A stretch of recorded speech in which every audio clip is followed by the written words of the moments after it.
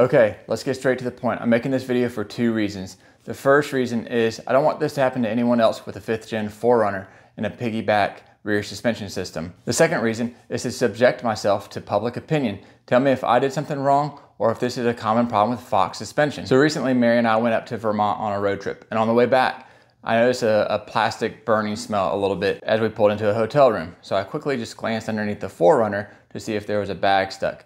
To my surprise, there was no bag stuck. The rear shock reservoir was rubbing against the parking brake cable. That wasn't the burning smell, but it bothered me. I took out my toolkit and adjusted the rear shock reservoir up. So upon further investigation, it was equally rubbing on both sides of the parking brake cables on the passenger and the driver's side. You can see here where it rubbed into the cable and where it rubbed into the body of the shock a little bit and also messed up the valve stem.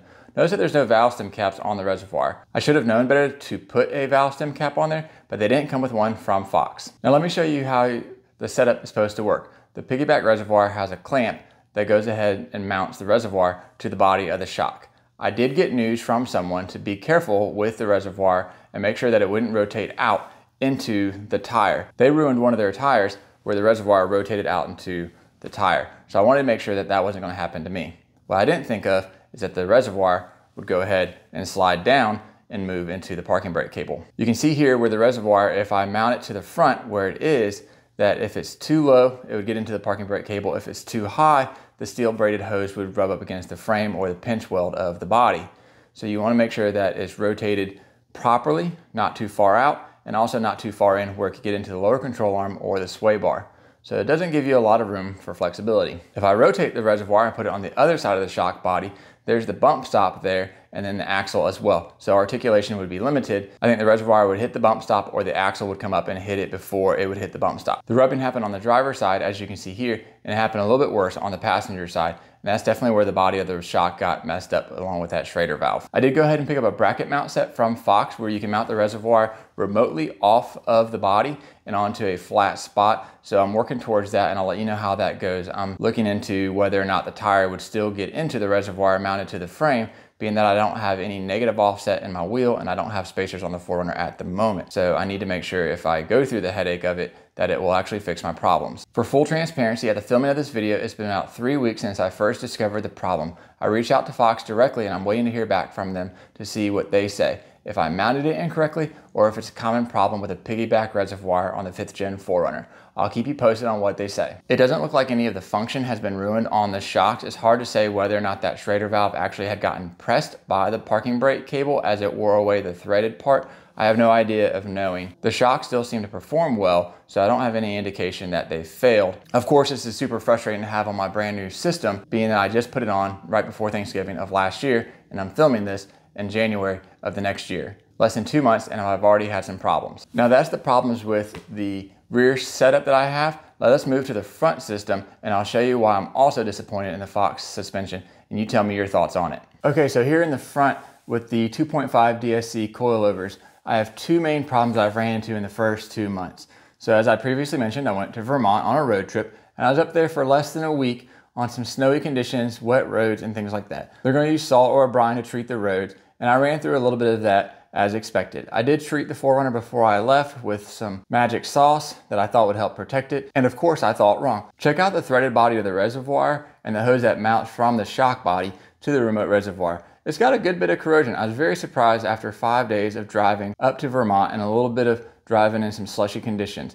Never really through snow, Forest Service roads, or anything like that, just on the asphalt from town to town. As I explored, I was not expecting to come back to see that this would not rinse off. I would like YouTube channel Tinker's Adventure to chime in on this if anyone knows him or can get a hold of him. I do know that he lives up there in the Rust Belt, and he did extensive research to see which type of system or manufacturer would hold up the best in this. I've only had the suspension for 2 months, and in Atlanta, we don't have this problem. I was not expecting 1 week in Vermont to cause this. You can see that here on the driver's side, it looks the same as it does here on the passenger side. Both of them equally have corroded, which I'm not happy about. Okay, the second part that I'm not happy about with the Fox suspension, I went ahead and paid extra for the DSC, the dual speed compensation, and that's where you have the high speed compression and the low speed compression adjuster. And with that, I wanted to see if I could tell any difference on road or off road as I would stiffen the dampening or loosen the dampening to adjust accordingly. I normally just set it and forget it, but I wanted to go ahead and play around with it the other day as I was going off-road. To my surprise, when I went out in the morning to adjust it, I could not turn either side very easily. It was just above freezing, so I thought maybe my hands were cold or maybe they were frozen with some moisture in it. So I just went ahead and rode the trails the way it was. I do know that from reading online and talking to other Fox representatives that if you turn the dial too hard all the way to the max stiffening or the max loosening, that it could seize. They do have detents. The high-speed compression is a little bit more noticeable. The low-speed detent is a little bit hard to feel. Neither one of them were maxed out to the hardest setting or to the softest setting. But why couldn't I turn it? I have hands that I thought worked. I was very surprised that I couldn't turn them in the cold weather. I didn't know if my grip had gone soft or if they were literally frozen or stuck. The next day, it had warmed up a little bit above 50 degrees. I was able to get the driver's side to spin on the high-speed compression and the low-speed compression, but on the passenger side, I had to get a punch to go ahead and put into that detent and go ahead and spin it to break it loose. It now spins freely, of course. I didn't think I'd take a punch with me in my toolkit just to adjust my reservoirs so I could have the correct setting off-road and then readjust it when I go on-road. Has anyone else had this problem with their Fox coilovers? It doesn't really matter which rig you wheel with it. It's a very similar coilover setup. It would just make a difference of how it mounted. So if you have a Jeep, a Bronco, a 4Runner, a Tacoma, and you're running this 2.5 DSC, tell me your thoughts whether or not the adjustability is worth it. It does cost extra, and I was very excited to see how the adjustments would make a difference on-road or off-road, or if I could have just saved money and just got a coilover with no piggyback reservoir or a piggyback reservoir system without the adjusters. Okay, those are my main complaints as I've experienced the Fox suspension in the last 2 months. I'm so sorry I had to make this video. It does not thrill me to have these problems so soon. I was very excited about having the Fox suspension on the 4Runner. As a whole, the function of the suspension has been very good. The ride quality has been very good. My mother-in-law approved and my wife has approved on the road trips that we've gone on. So the function has been great. The things that I don't like are the DSC adjusters seem to stick more than they should and shouldn't be that difficult. 2, the material build of the front coilovers and the rear shocks, they all have corrosion on it after 1 week in the north.